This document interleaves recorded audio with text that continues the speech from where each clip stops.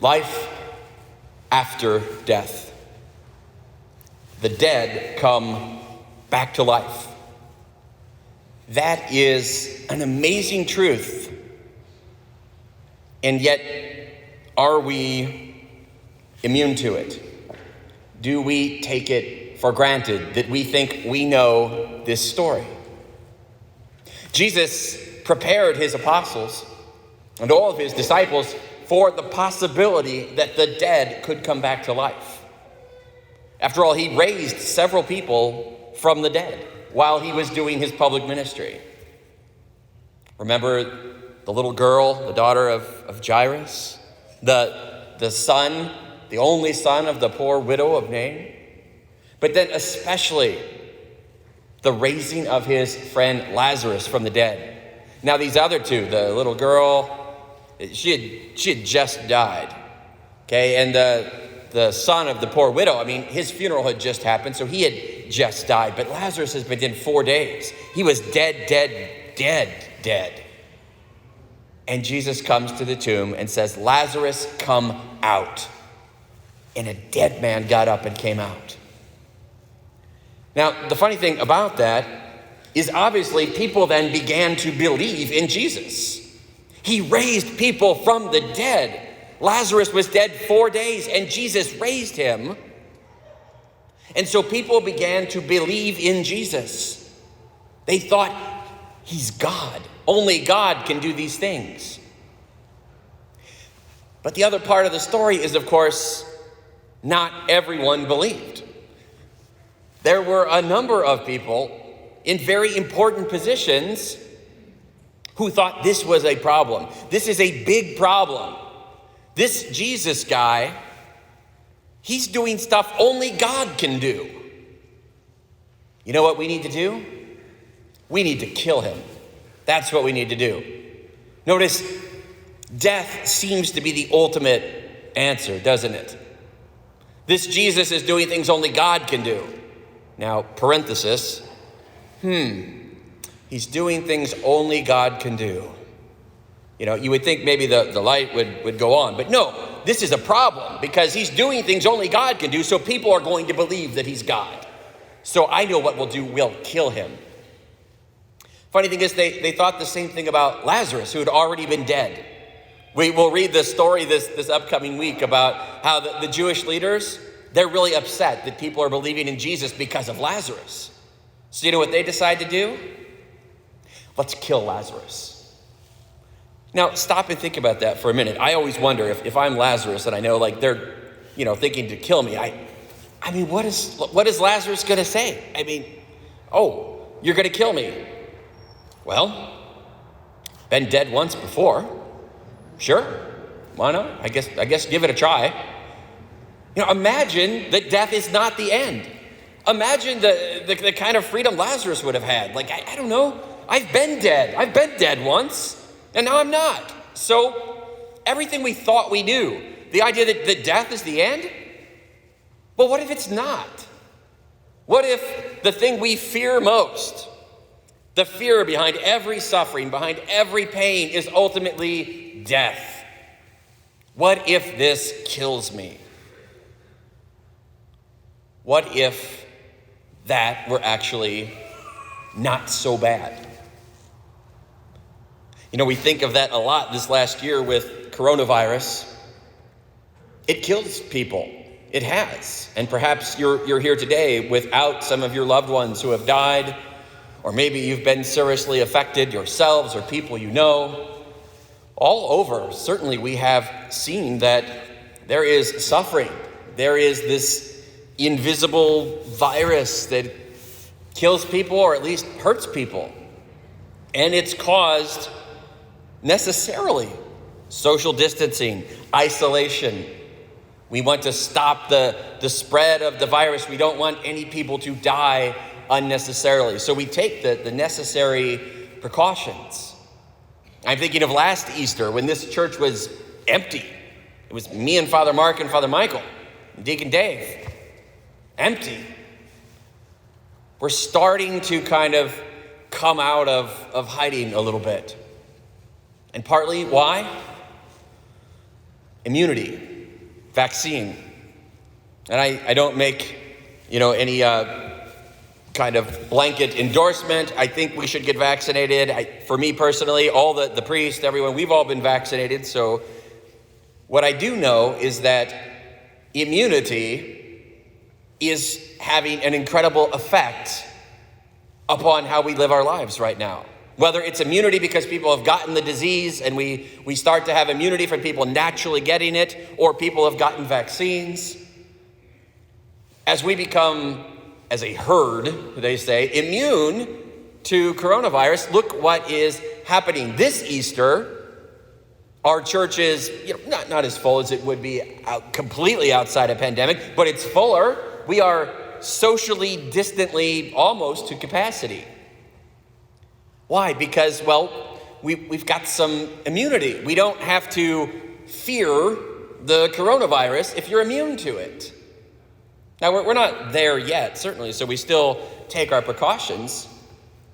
But notice what that does. We can all sense it. Now that I've had my 2 shots and I'm more than 2 weeks out and everything, and Father Mark and I last night at the Easter Vigil, Father Mark and I just gave each other a hug. I haven't been able to do that for a while. I was hugging people after Mass. I'm like, I'm immune. This is awesome. I'm immune. Now, maybe I'm overconfident. I don't know, because it's still maybe technically possible. But if you think about how immunity works, either because you got the disease or because you got the help of a vaccine, the vaccine especially, it teaches your body how to defend against the virus, whatever virus, even the normal flu shot or measles, mumps, polio, whatever. The way a virus often is fought with a vaccine is you're actually given a bit of the virus, but it's dead. It can't hurt you. The coronavirus COVID vaccine works a little bit differently. But in the end, what it does is it helps your body so that when it encounters the virus is still there. It's just that it can't hurt you. COVID is still all around, I'm sure. But I'm walking around, I'm immune. I'm going to take my mask off, but not in public because we still want to protect everybody. But yeah, with people, like today I'm going to go to my parents' house. They've been shot with the vaccine. I have, so we're going to have Easter because we're immune. We see what that does with just coronavirus. I think it's a little bit of the kind of freedom that comes from knowing here's a powerful force that we know could kill people, and yet it can't kill me because I'm immune to it. And eventually that'll be true of all of society. They say that the COVID will eventually just be something that kids get like a little cold and you won't even know that it happened because we'll collectively, all as a society, be immune to it. Couldn't help but thinking on this Easter Sunday then, what if we recognized what Lazarus would have had a little inkling of? What if death were not the end? What if, in a way, we were immune to death? Now, of course, we'll still die. But much like we could still come in contact with COVID, what if it just couldn't hurt us? What if we still die? But what if death couldn't hurt us? What if we were in a way immune to death? We still come in contact with it like a virus. It can't really hurt us. That is essentially the message that we proclaim today. It's like Lazarus who died and came back to life, and he had to die again. But in Jesus and his resurrection from the dead, death itself is defeated. We are, as Christians, because of our baptism, Paul tells us, we are baptized into the death of Jesus. It's as though in our baptism we have been inoculated. We are immune to death, brothers and sisters. We need not fear death, and therefore we need not fear any suffering because we are immune to it. It can't hurt us. I love the verses in the sequence today after the second reading. Death and life fought bitterly in this wondrous victory. The Lord of life who died reigns glorified. In the Latin, it's great. Mors en vita duello conflixere mirando. Dux mortuus regnat vivus. Death and life, they fought, they conflicted in a stupendous duel. And the Lord of life, who is dead, is alive. Our God is not dead, he's alive. And that allows Paul to ultimately say what I just said about immunity. Paul gets it. He's like, death, where's your sting? Grave, where is your victory? It's gone. Yeah, we're gonna die, but who cares? I've been dead once in baptism. Like Lazarus, I've been dead once. Death got nothing on me. It can't hurt me. I'm immune to death. Imagine if that message spread through the Christian community. Our herd collectively realized that we are immune to death. What a difference that would make. Now, the problem is we should already know that. That's true. That's why we're here this morning, because we know this story. We know that Jesus died on Good Friday, and when we were in this church 2 days ago, we knew that on the third day we would be back here on Easter Sunday morning, and we would be celebrating that Jesus is risen from the dead. We know that story. It should make us immune to any fear of suffering and death. But the problem is, I think because the story is so familiar, because we think we know the story, I think we've actually become immune to the effects of the story. Oh yeah, Jesus, he died and rose from the dead, and it's Easter and it's nice, and we'll go to Mass and we'll dress up, and then, I'm going to go eat a bunch of Russell Stover cream eggs afterwards. Happy Easter. Okay, nice, but much as a vaccine prevents a virus from really hurting us, I think our familiarity with the Easter story has led us to be a little bit immune to its full effect. We contact it, like, oh, Jesus risen from the dead, great. Yeah, that's nice. Well, yeah, it's important even. But notice it doesn't have the full effect that it should, because we're somewhat immune to it because of familiarity. Today is a day to stir up again the wonder, the duello mirando, this stupendous duel that took place between death and life, so that we could be alive and free from the fear of death. To paraphrase St. Paul, one of my favorite Christian musicians, Matt Maher, has a song called Christ is Risen for this day. And I love it because the chorus is actually shouting these words of St. Paul. Oh, death, where is your sting? Oh, hell, where is your victory? Oh, church, come stand in the light. Our God is not dead. He's alive. He's alive. Amen. He's alive. Our God is not dead. He's alive. And so, death, where is your sting? Hell, where's your victory? I'm immune. You can't hurt me anymore. What an incredible message if that actually sinks in. So on this Easter Sunday, we gather to remind ourselves of this story. The story that makes us immune to death. And if we're immune to death, well, that's a lot better than simply me being able to go out and take my mask off in public.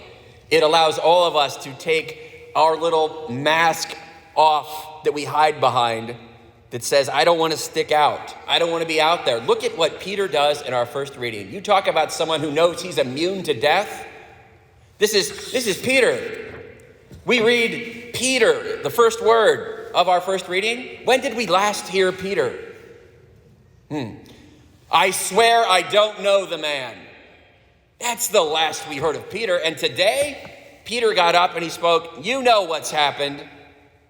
And he went about doing good, this Jesus of Nazareth. And now we are witnesses, martyrs in the Greek. We are martyrs. We are witnesses to all that he did. They put him to death. This is the same guy who was so afraid of death that he would deny that he even knew Jesus. Now he's going right to the Jewish leaders and he says, hey, you guys, yeah, you put Jesus to death, but I'm here to tell you that he's alive. This is the same Peter who was so terrified of death that he would deny Jesus. Now he's going right to the people who killed Jesus, but somehow he's not afraid. What's happened? He's immune. He knows he's immune from death. Jesus died and he rose. And Peter knows that he's going to die, but he's going to rise. Peter knows that he's immune.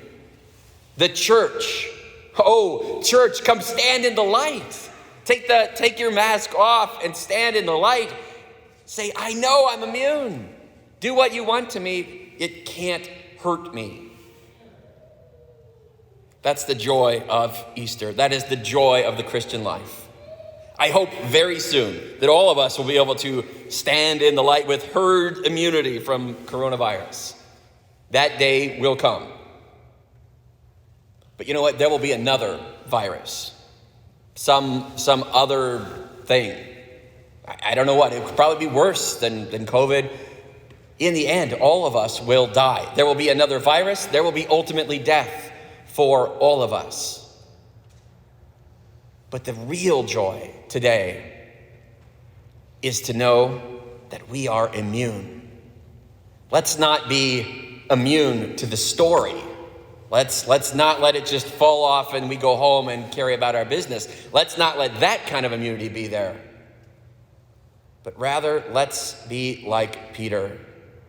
Let's know that if I have nothing to fear, even from death, how should my life be different? How will you live your life today if you knew that you are immune to death?